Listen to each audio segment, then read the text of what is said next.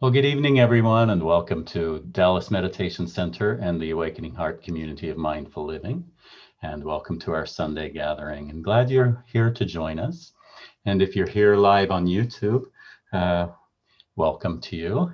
And if you are catching us later at some other time on YouTube, maybe you found us in a search or something like that, welcome to you as well. I'm just really glad to have you with us tonight. And if you would, on YouTube, please do check in the chat window. It's always nice to know when others are here listening to us and joining us online. And I will read those a little bit later in the gathering.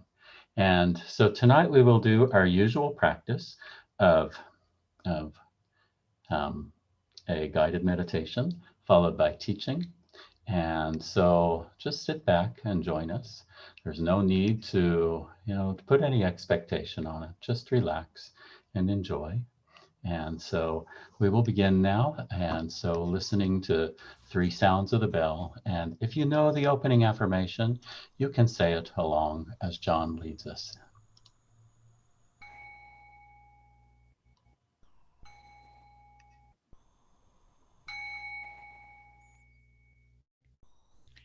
Noble community, we gather here now to honor the way of peace and nonviolence, the way of wisdom and compassion, the way of joy and beauty, in solidarity with one another, with all humanity, and with all life on earth. Friends on the path, we gather here now to deepen our solidity like a mountain, and to renew our freshness like a flower, through mindful sitting and walking, mindful singing and breathing, and mindful speaking and listening.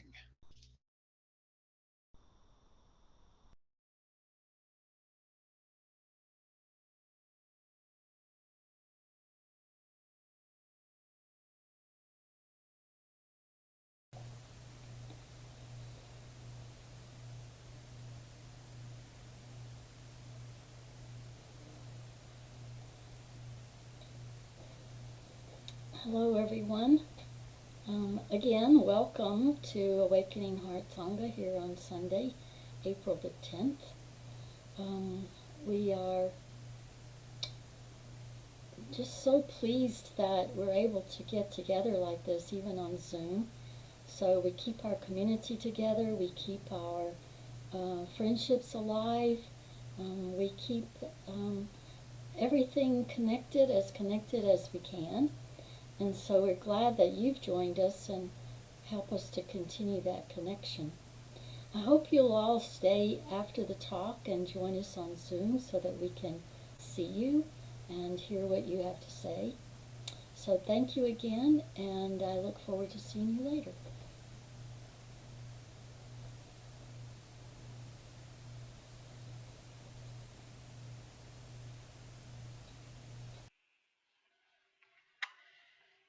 And now we'll recite the contemplation before sitting.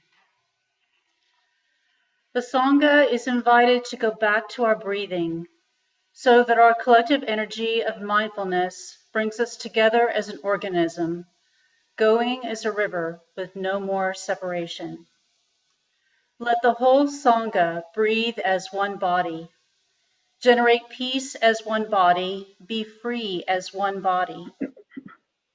Let us transcend the boundaries of a delusive self, liberating ourselves from the superiority complex, the inferiority complex, and the equality complex. We are aware that the happiness and suffering of all people is also our own happiness and suffering. We see ourselves in all people and all people in ourselves.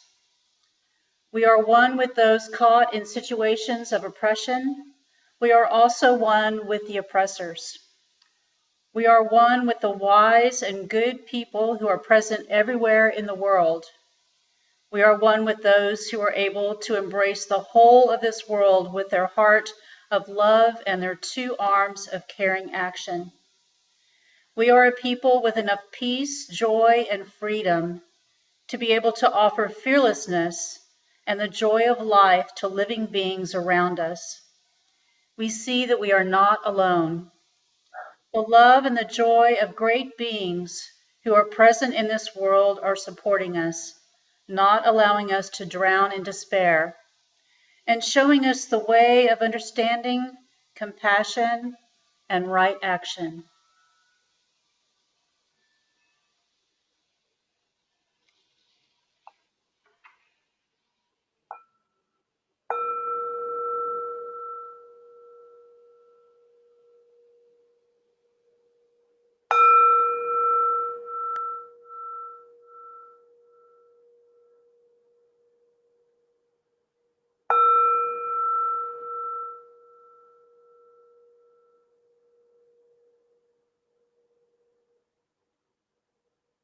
Dear Thai, dear Sangha, dear brothers and sisters, we are in for a treat today. Our guest speaker is going to be talking about concentration. And so we're going to do a concentration practice on the breath. And this is called the yogic complete breath, or the 4-stage breathing practice. So just settle into your cushion, your meditation stool, your chair, your couch, your floor if you're laying down, and just prepare for the meditation. And I am going to do a little teaching before we begin so that it will make the meditation even that more helpful for you. The first thing that we are going to learn tonight is just how to really take a correct breath. A lot of us actually don't really know how to do it because we're taught the opposite in the West of how to breathe than how we really should breathe, or that's most beneficial.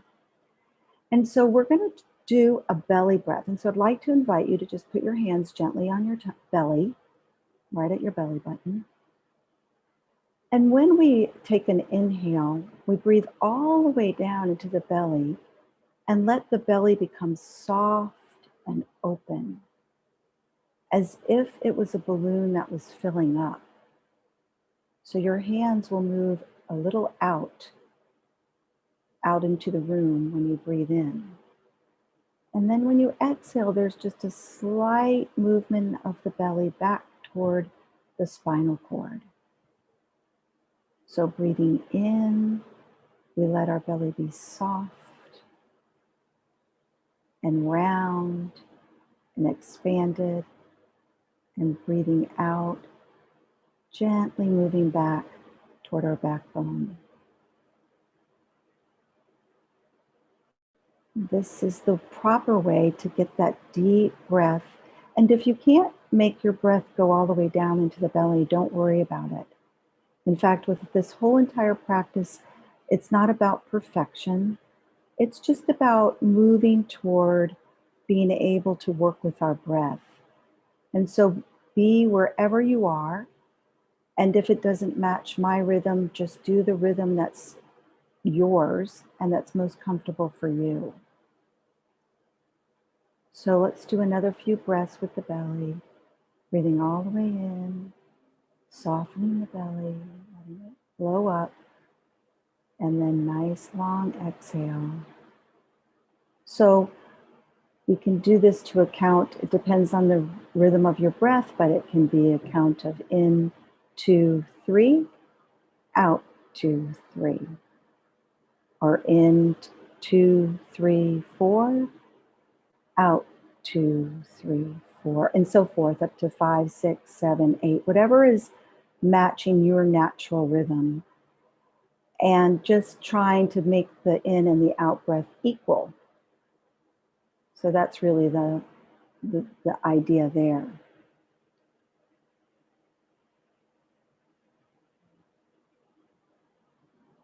A few more belly breaths.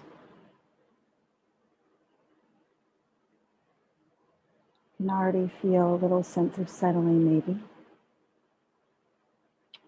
So there's 2 more breaths that I want to teach you before we do the meditation. And the next one is called diaphragmic abdominal breath. And What you're doing is you're bringing your breath down into the belly like we just did, but also to your lower ribs. So if you would, just place your hands on your hips like you would normally do when you just place your hands on your hip. And then move your hands up to where you feel your lower ribs. And you don't have to squeeze, just gently touch there. And see if when you breathe in, you can gently feel those ribs moving out to the side. It's a very subtle movement. And gently feel as you breathe in, the ribs going to the side. And so with this breath, we breathe only into the belly and the lower ribs with no movement in the chest. So you do the belly breath and feel your ribs and then exhale. So it's directed right to the belly and the lower ribs. So try a few breaths like that.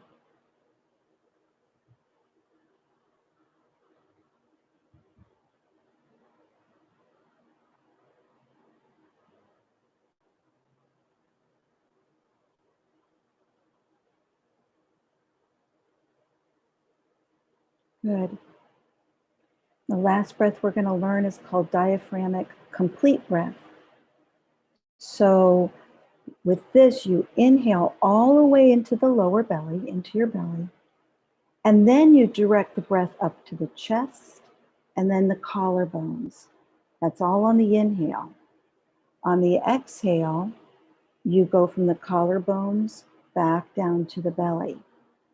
So you inhale and direct the breath to the belly, move it up to the chest, and then the collarbones, and then exhale, collarbones, chest, and belly. It's as if you're filling up a glass of water and then pouring the water out. So fill it in from the bottom to the top, pour it out from the top to the bottom. So try a few breaths like that.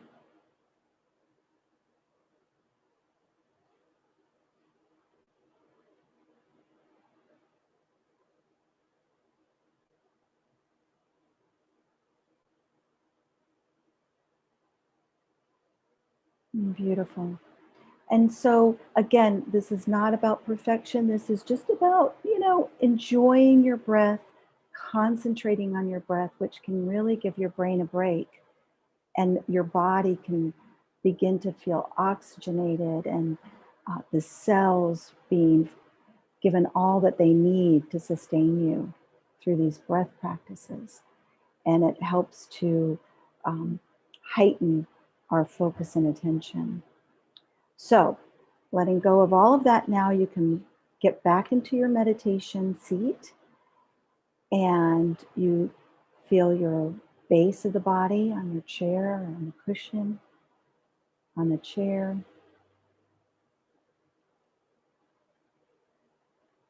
Feeling that place where your feet touch the ground. Just breathing regularly, just relaxed. Your shoulders are reaching down. Your back is straight but not too taut. The crown of your head is reaching up. Your chin is tucked. Your mouth is relaxed. Taking a moment to just relax your facial muscles. The brow between your eyebrows, just relaxing that. The sides of your eyes. Your lips, jaw, shoulders, reaching down, relaxing. And let's just begin with watching your breath, just observing the breath. You don't have to change it in any way. It's just normal breath, natural and effortless, just as we begin to settle in. You don't have to manipulate the breath in any way. Just let it be however it is. but just observe it. So in this part of the 4 stages, we're just doing the practice of breathing in. I know that I'm breathing in. I'm breathing out. I know that I'm breathing out.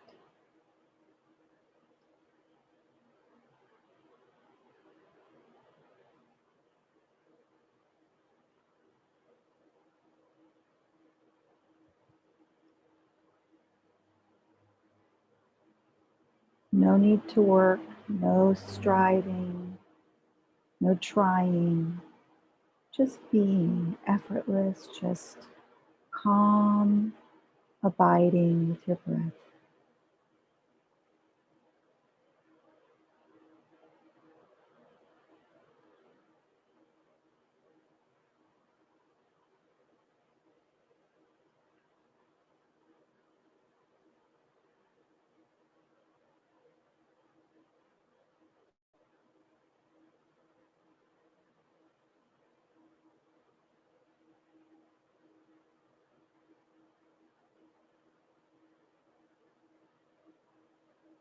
Breathing in, I know that I am breathing in. Breathing out, I know that I am breathing out.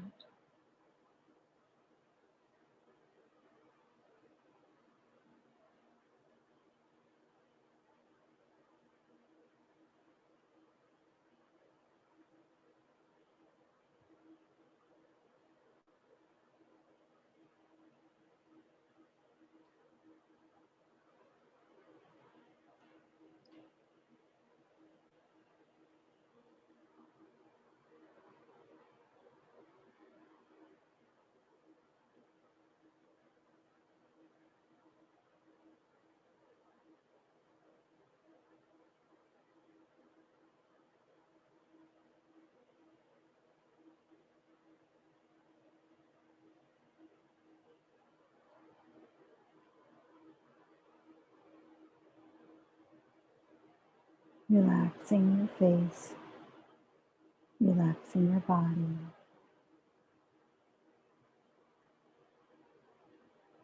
Nowhere to be, nothing else to be doing. Just connecting with yourself and with your breath.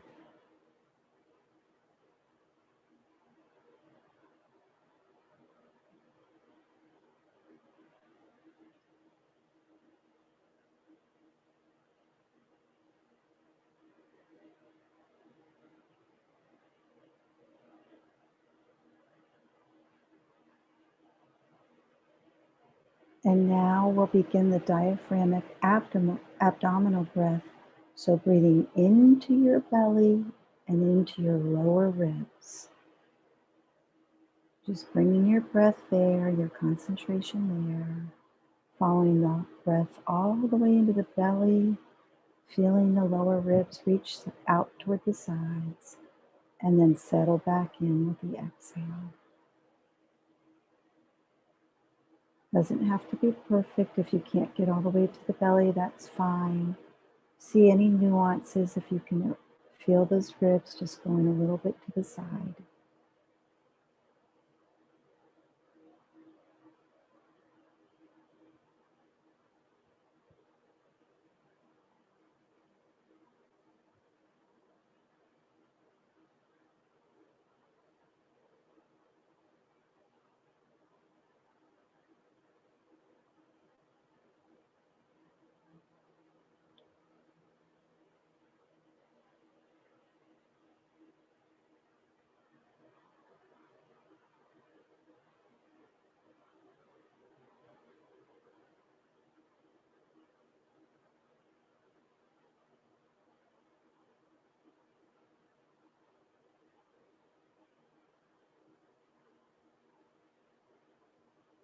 Relaxing your face, no striving, just breathing into the belly and into the lower ribs.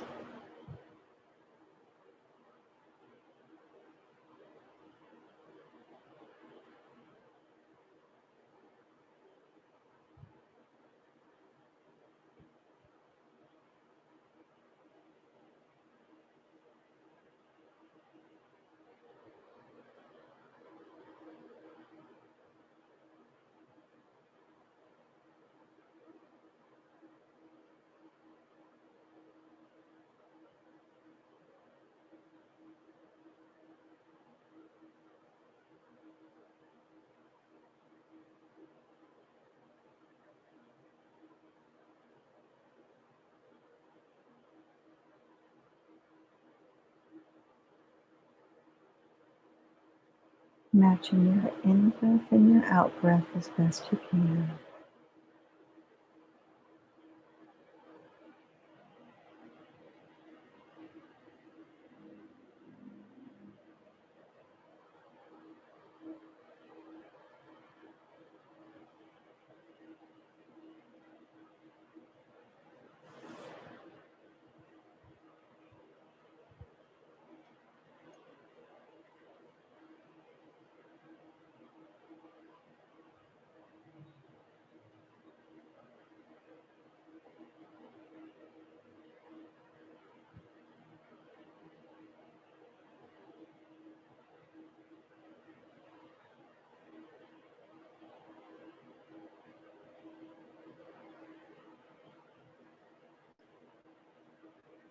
And now we'll move to the complete breath.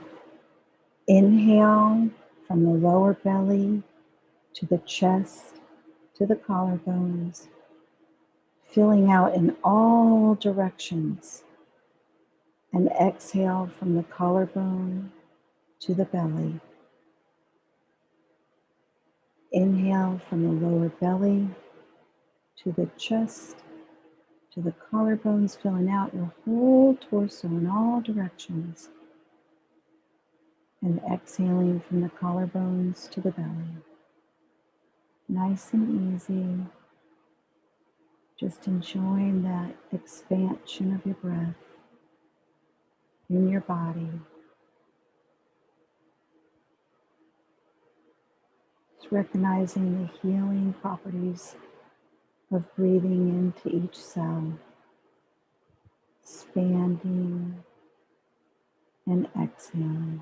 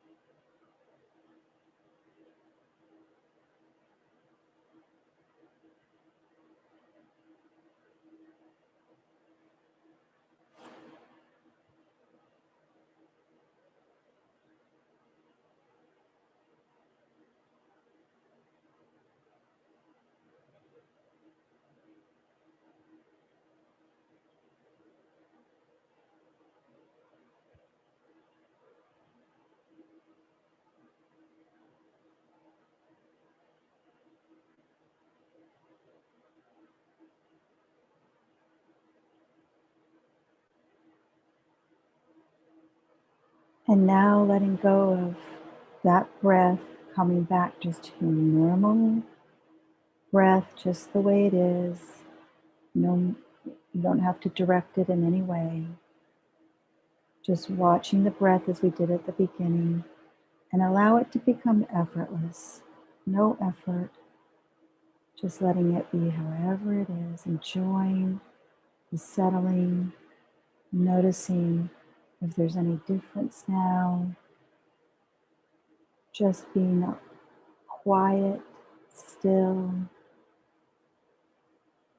and gentle as we just breathe naturally. without any effort or striving.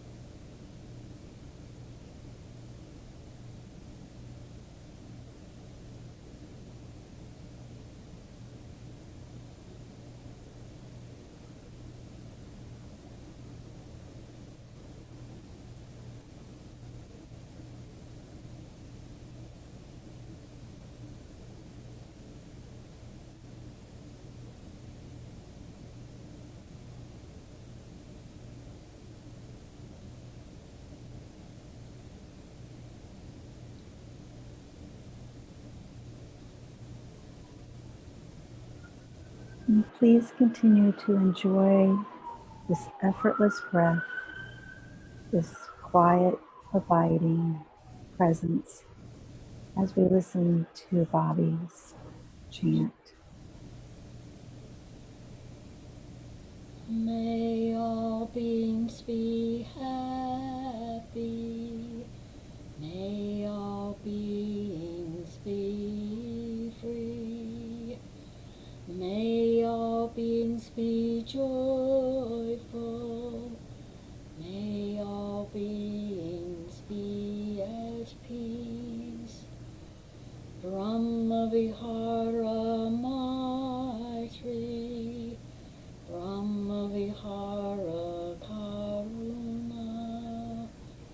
Brahma Vihara Mudita. Brahma Vihara Upeksha. May all beings be happy. May all beings be free.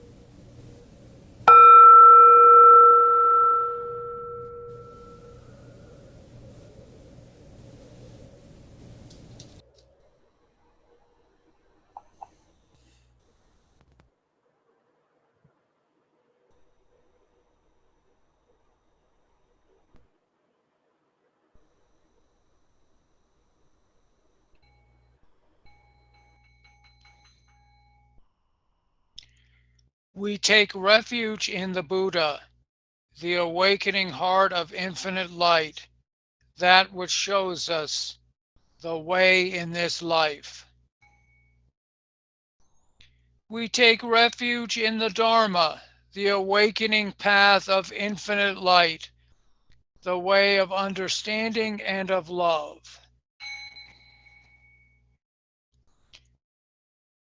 We take refuge in the Sangha, the awakening community of infinite light, those who live in harmony and awareness.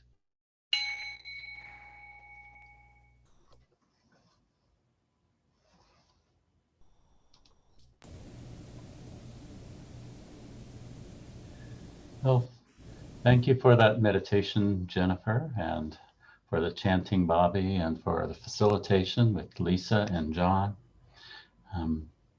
And for those of you who are online on YouTube, please do check in the window, and I will read some of those now. And if you check in later, I will read those here in a bit. And I've also placed in the chat window as well the link to provide donations and Donna to give as well as receive and to share in the continuation of these gatherings. And so I'll read the names that are here right now in the window, or read the greetings. Luis bows in and says, life is lovely. Sandy, peaceful wishes from Sandy. Barbara bows in, thankful for Sangha and for the good weather. And feel free, if others of you here would like to check in, I'll read those right before we finish up over here on YouTube tonight. And also a reminder to please press the like button or the thumb up on YouTube. I can see when you do it. So a few of you still need to do that. Appreciate that, because that really does help others to find these videos on YouTube as well. So much appreciation for that. And so with that, I will let Bobby welcome our guest tonight. Thank you, Cornell. And thank you, Jennifer, for that wonderful meditation. I remembered when I was in the choir in college, we learned how to breathe. But, you know, it's so easy to just continue to breathe like really deep in your chest. And yeah, so that was great. That was a great reminder, and makes me aware when I'm not breathing deeply. Such a nourishing thing to do. So I'm so happy to welcome Jessica to be our speaker tonight.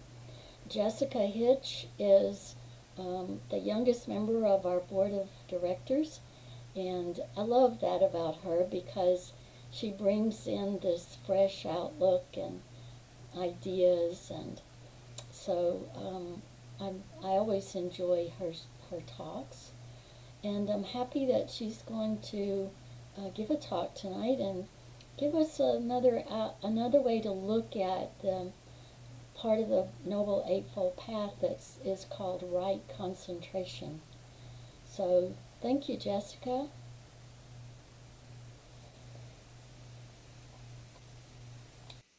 Thank you, Bobby, and thank you everyone for being here tonight during that awesome meditation. You know, I remembered our community has been gathering in many different places and many different spaces for years now, and I love that we've been able to adapt and still be together even through such extreme times. And so I'm glad to see familiar faces here and to know others are out there listening. So I want to take advantage of the tech while we've got it and start out by looking at the Four Noble Truths. Now, the first one, and yes, there is a typo in here, but ultimately it says life has inevitable suffering. No matter what, you know, birth is suffering, sickness is suffering, aging can bring suffering. But the Buddha taught there is a cause to our suffering. And in particular, he taught there were 3 poisons: attachment, aversion, and ignorance, which generated suffering. And I experienced all 3 tonight in my meditation because I had a hope, a strong hope that wasn't based on the present. It was a hope. So that was an attachment. I had a strong fear, which also wasn't present. It was an aversion. And ignorance is that which we don't know, which causes us suffering. For instance, maybe a concept of a separate self or not understanding how interconnected we are could contribute to suffering. So all of this sounds kind of bad, but thankfully the Buddha said there's also an end to suffering. And to help us find the end, he gave us the Eightfold Path. So here you can see the Noble Eightfold Path is divided into 3 different divisions. There's wisdom, there's ethical conduct, and there's mental discipline. And the 8 spokes on this wheel help guide us down the middle way, because of course the Buddha was born as a prince with all the worldly pleasures, but he gave it all up for spiritual questing. And he found giving everything up wasn't the way to enlightenment either. You know, it was right in the middle. And so we got right understanding, which we gain through our practice and experience. Right thought, which whenever I see right, I always think skillful, that which leads us away from suffering and reduces suffering in ourselves and others. How can we know if a thought is right? Does it increase our suffering? Does it diminish our suffering? Right speech, very similar. Does what we say improve the world, or does it maybe cause more harm? Right action, putting everything into action in our daily lives. Right livelihood, being skillful about how we spend our time and energy. Right effort, continuing to come back and practice. Right mindfulness, bringing our awareness to the present moment. And then right concentration, which tonight we're going to look at more in detail. So concentration is born from mindfulness. And I like to think every time we come together to meditate, we're exercising our muscle of mindfulness. And whether our experience is pleasant or unpleasant, we still build the capacity to return to the present moment. And we also build the capacity to observe our thoughts and our physical sensations without being attached to them. So when we come together and practice and build the muscle of mindfulness, that helps us develop concentration.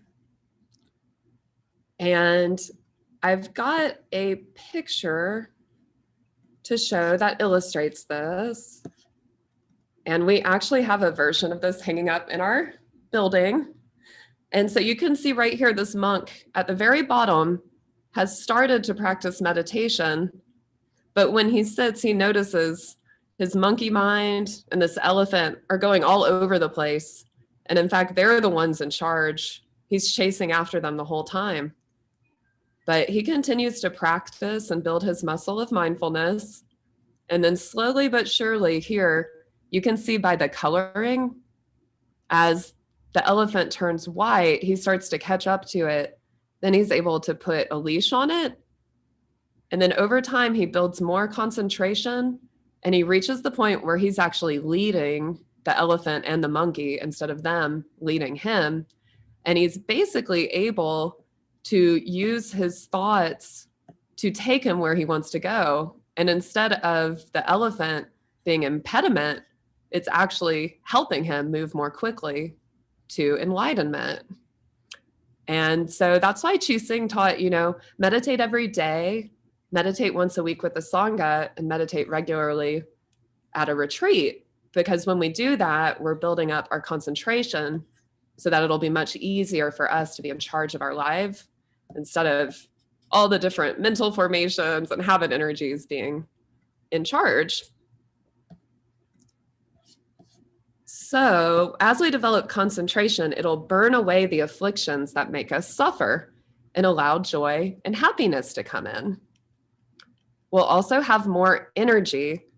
We won't get carried away by, past suffering or fears of the future.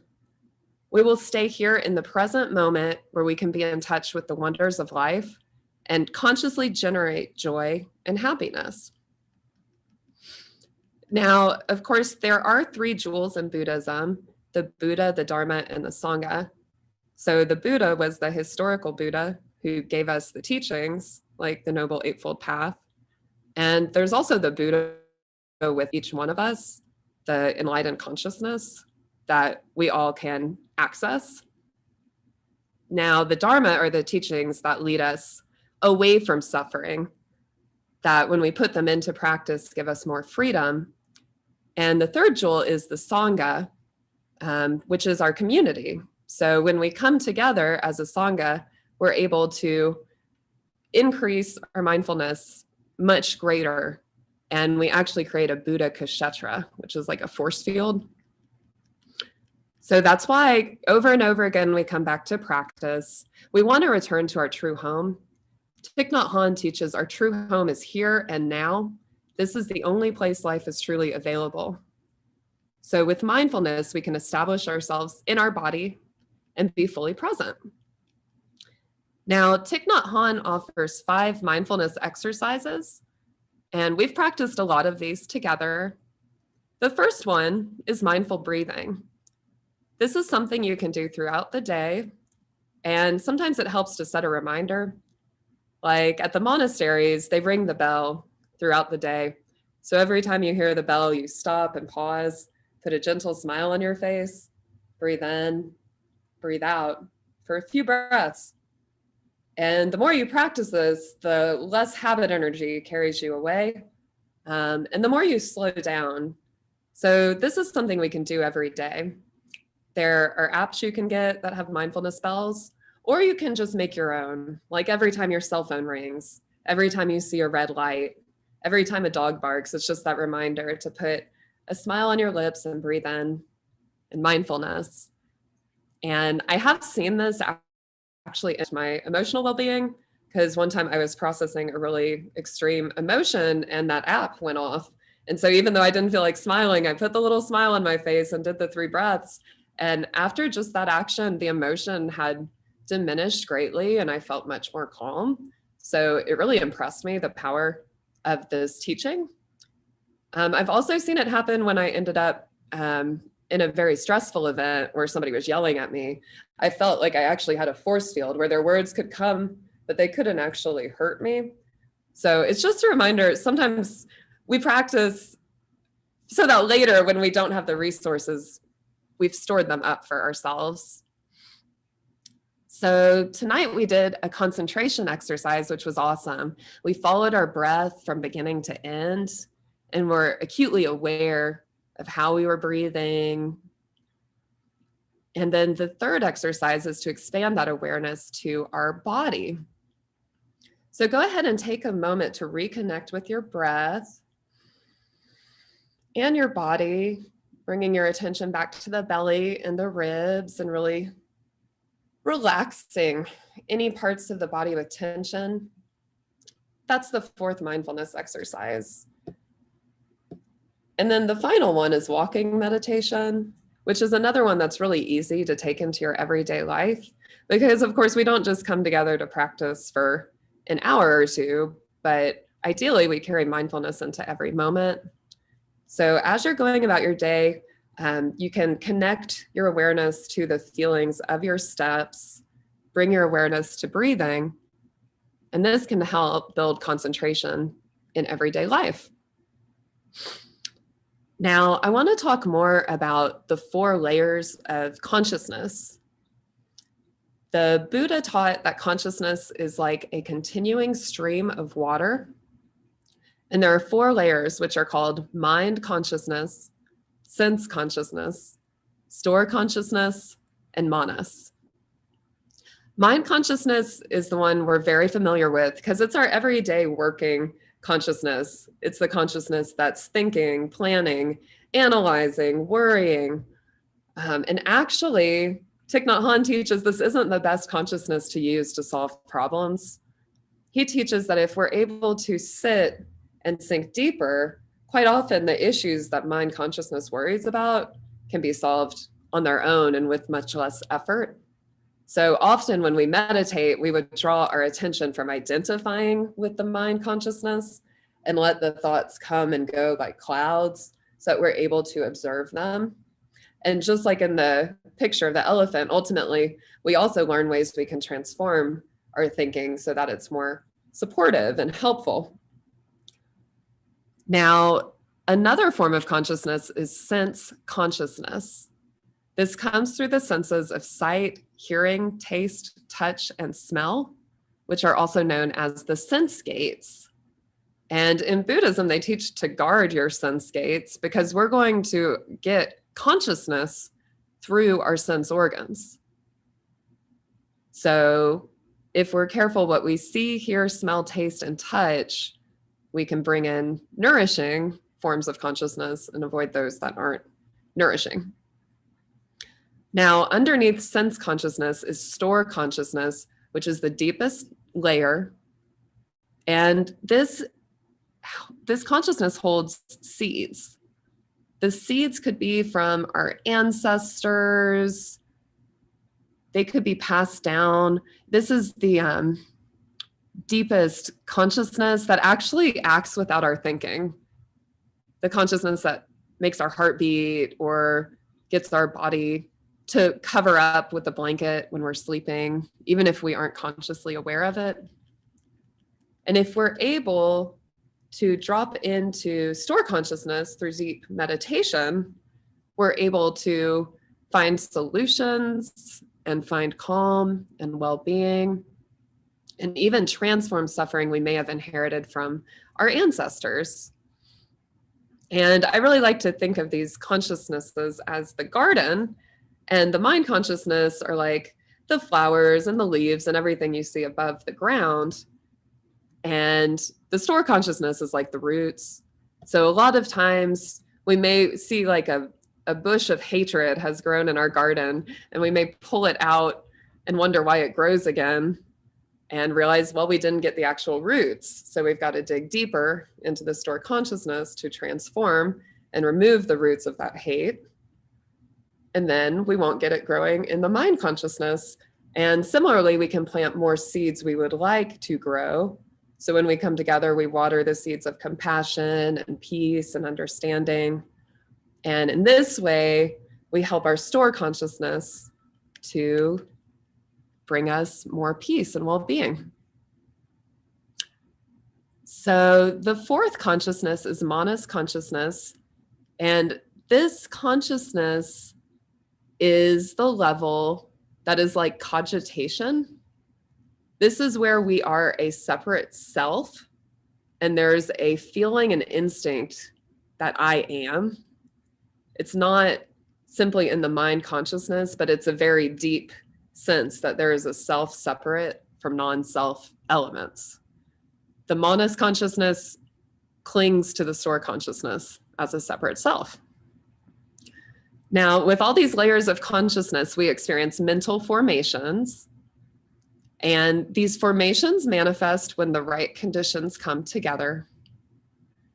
Now, just like the weather, when we meditate, we can see the mental formations come and go like clouds. Some days we may have stormy mental formations, some days calm, some days it may be all over the map. But by observing these mental formations, we create more mindfulness and therefore more concentration. And so as we practice, we're able to go deeper and ultimately potentially obtain a vision of no self where all delusion is removed and we see things clearly. Now, the last thing I wanted to do is share a little bit of a talk by Thich Nhat Hanh, where he's going more deeply into concentration. And so I'm just gonna pull it up and let him finish out our talk.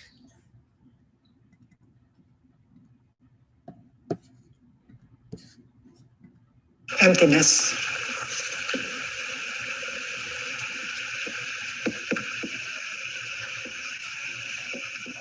Shunyata, concentration on signlessness.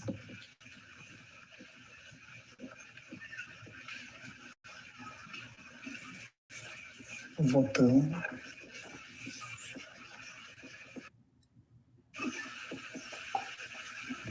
The concentration on aimlessness.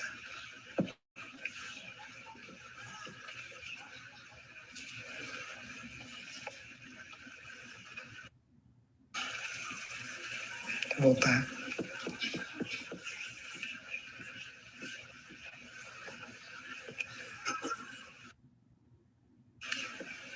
And these three forms of practice, these three practices of concentration are available in every school of Buddhism.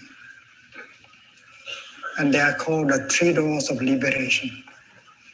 If we master the practice of this concentration, we should be able to liberate ourselves from our afflictions, including our fear, our anger, and our despair. And we know that the 7 and the 8 exercise are just to recognize and embrace the afflictions. But with the 11 and the 12, well, we go further. We get the insight that can help liberate us from that affliction.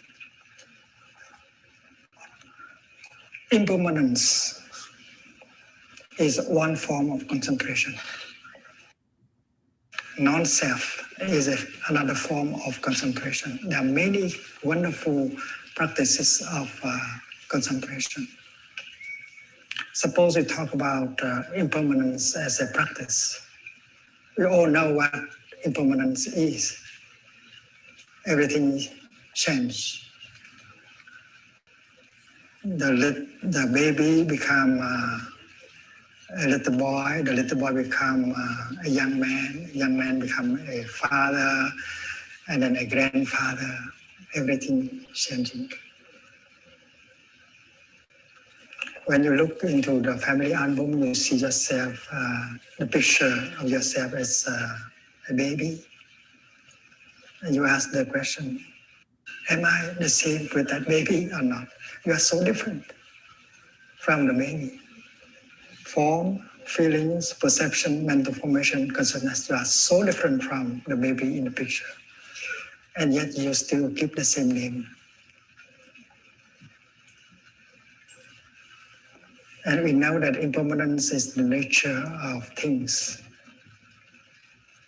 And we understand perfectly what impermanence is. But in our daily life, we still believe, we still behave as things are permanent.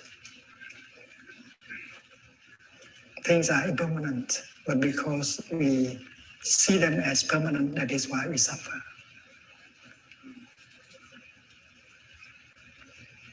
Suppose you get angry at your beloved one.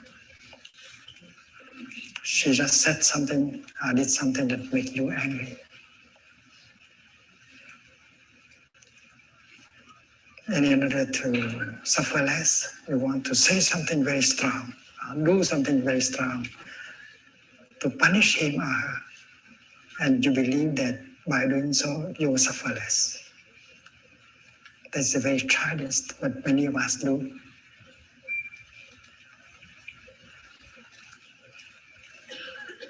And when you say something strong, do something strong, and the other person will suffer, and she will try to suffer less, and she will say something even stronger.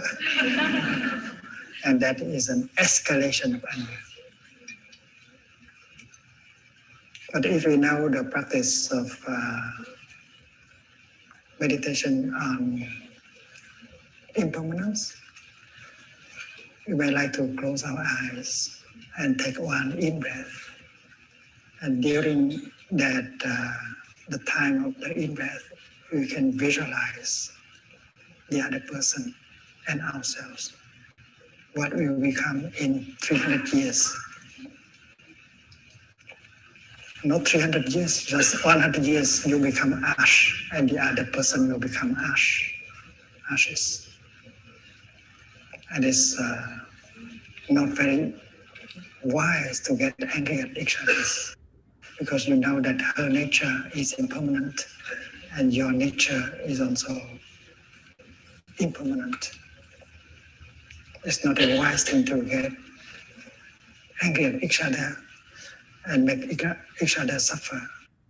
So just close your eyes and breathe in and touch the nature of impermanence in that person and in you.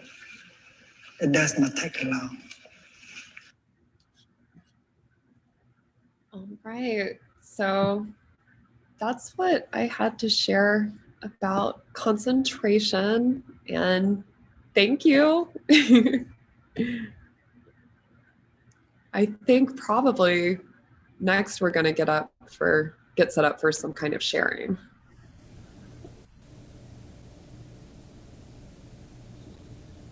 So I'm waiting for Bobby for a second, and oh, there's Bobby. I see her now. Oh, yeah, I was so caught up in the, kind of wanted to hear more from Ty too. But yeah, thank you so much, Jessica. You covered a lot of territory, and it was also clear. So thank you. I love how you tied it all together, like step by step by step. Gives us, I think, a lot to share about. So I hope you'll join us over on Zoom to share. I wanted to say, because I heard from a friend that she took a break between YouTube and Zoom, and by the time she came back, the Zoom link was gone from her video feed. So don't risk that. Go ahead and click Zoom before you take your little break, and then join us on Zoom. I guess that's all I wanted to say, Cornell. So once again, happy everyone could join us. In a moment, we'll go over to Zoom after Lisa leads us in our closing vows of, the 4 vows of awakening beings. After she leads us, then we will head over to Zoom. And the link for Zoom is in the chat window now. And just wanted to read, we had one more person check in. Paula says hello to everyone, and says nice meditation and also nice talk, Jessica. And so you'll see the Zoom link in the window, and also the link to help support these gatherings. This community is supported by, it's supported by the community. The community is me, and it's you. And so please do share in that, so that these gatherings continue, so that we give as well as receive. The link for giving is dallasmeditationcenter.com/give, or you can text the word mindful to the number 44321.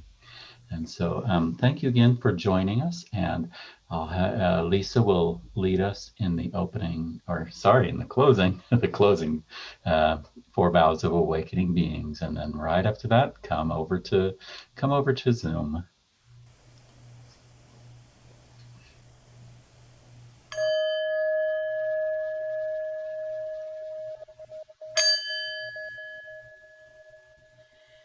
Countless beings we vow to free, ceaseless afflictions we vow to end, limitless truth doors we vow to open, The deepest paths of awakening we vow to realize.